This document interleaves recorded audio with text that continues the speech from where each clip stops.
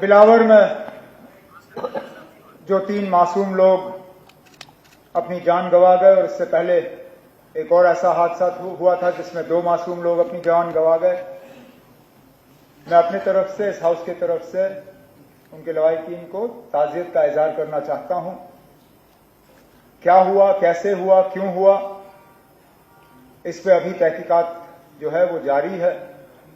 फिलहाल इस पे बात करना इस हाउस में जो है मुझे नहीं लगता है सही होगा। ऑनरेबल एमएलए साहब वहां जाने की कोशिश कर रहे थे, क्या हुआ क्या नहीं हुआ वो आपके सामने है। इस पे भी पुलिस को अपनी कार्रवाई करनी होगी, क्योंकि मुझे नहीं लगता है इनका कोई इरादा ऐसा था कि वो सियासत करने गए। क्योंकि अगर मेरी जानकारी सही है, कल शायद एलओपी साहब भी मौके पर गए थे, लेकिन कहीं ना कहीं इसको एक सियासी रंग देने की कोशिश जरूर की जा रही है। क्योंकि मैं इस बात से हैरान हूं कि कल सुबह मेरी डिप्टी सीएम साहब से बात हुई। डिप्टी सीएम साहब ने परसों रात को वहां जाने का एक प्रोग्राम बनाया था। इंतजामिया को अपने प्रोग्राम के बारे में इन्होंने बताया, लेकिन कल सुबह इनके घर के बाहर जो है थोड़ी फौज जो है ज्यादा तैनात हुई और डिप्टी सीएम साहब को कहा गया था कि आपका वहां जाना मौजू नहीं होगा। डिप्टी सीएम साहब ने मुझसे फोन पे बात की और मुझसे कहा कि मैं क्या करूं। मैंने कहा ना, हम गैर जिम्मेदार लोग नहीं हैं। अगर एडमिनिस्ट्रेशन के तरफ से ये खदशात हैं कि आपके या मेरे या हम में से किसी के वहां जाने से हालात खराब होंगे, तो बेहतर है ना जाना। मैंने कहा आप एक ऐसा काम करिए, आप आईजी से बात करके मालूम करें कि अगर आपका जाना ठीक नहीं होगा आप नहीं जाओगे।